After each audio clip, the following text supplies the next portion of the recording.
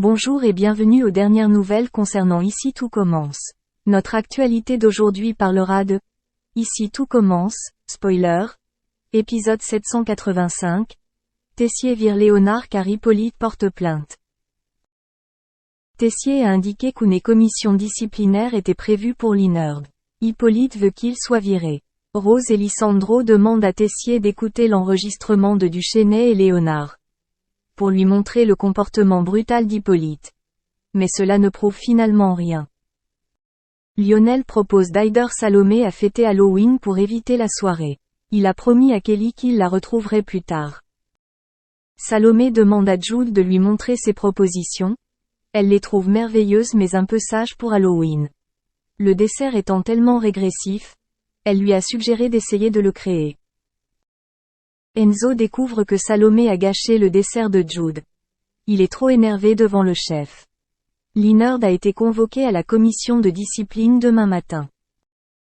Tessier dit à Jude qu'il n'est pas pâtissier. Son dessert jugé par Salomé ne l'a pas du tout satisfait.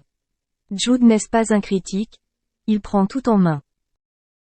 David se sentait coupable. Il disait qu'il était un salaud.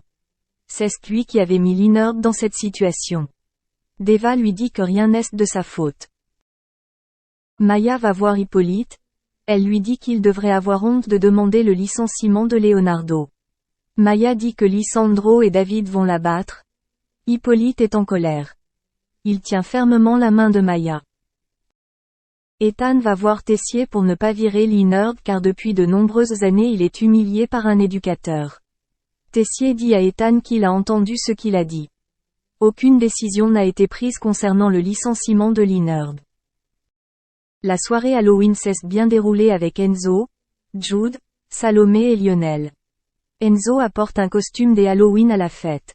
Enzo motive Lionel et Jude à aller à la grande fête étudiante. Lisandro dit à Hippolyte qu'il ne veut plus le laisser utiliser ses méthodes sur les élèves. Lisandro pense qu'il n'est pas prêt à se remettre en question mais il ne le laissera plus jamais blesser un élève. Hippolyte ne voulait pas que cela se produise. Il a décidé de porter plainte contre Léonard. Il ne le supprimera que si Linerd est renvoyé. Tessier accepte, et Léonard va faire ses valises. C'était une fête spéciale Halloween à la cafétéria de l'institut. Tous les étudiants étaient déguisés. Lionel est tendu. Billy propose une séance spiritualiste. Lionel panique. Les étudiants disent qu'ils voulaient juste effrayer Lionel à propos de la célèbre Laura. Le groupe serra Lionel dans ses bras. Il se sentit soulagé. Merci d'avoir regardé et à la prochaine vidéo. N'oubliez pas de vous abonner à notre chaîne. En attendant, faites-nous part de vos commentaires dans la section commentaires ci-dessous. Révélée grâce à l'émission Secret Story numéro 8 où elle formait un couple avec Vivian Grimini, Nathalie Andreani est aujourd'hui connue pour être l'une des toutes premières à s'être lancée dans la monétisation de photos et vidéos sexy via les plateformes en ligne. Ce dimanche 20 février 2022, la jolie brune s'est confiée sur son train de vie dans un reportage consacré aux stripteaseuses du net de 7 à 8. En 2014, Nathalie faisait ses premiers pas sur TF1 dans la saison 8 de Secret Story avec pour secret mon compagnon à la moitié de mon âge, la jolie brune, formait en effet un couple hors du commun avec Vivian Grimini. Et si ce dernier a enchaîné les apparitions dans des émissions de télé-réalité par la suite, Nathalie, elle, a pris un tout autre chemin.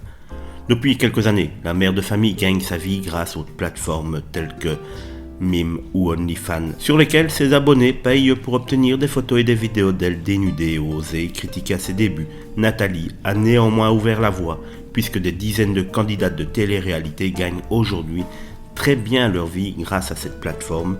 Ce dimanche, donc, Nathalie a accepté de se confier sur cette carrière surprenante face aux caméras de 7 à 8 sur TF1. L'occasion pour elle de rappeler qu'elle s'est lancée quand ses 2 boutiques de prêt-à-porter en Corse ont été obligés de fermer durant les différents confinements. Une belle revanche car elle gagne désormais entre 100 et 150 000 euros par mois grâce à ses photos dénudées. Contre toute attente, Nathalie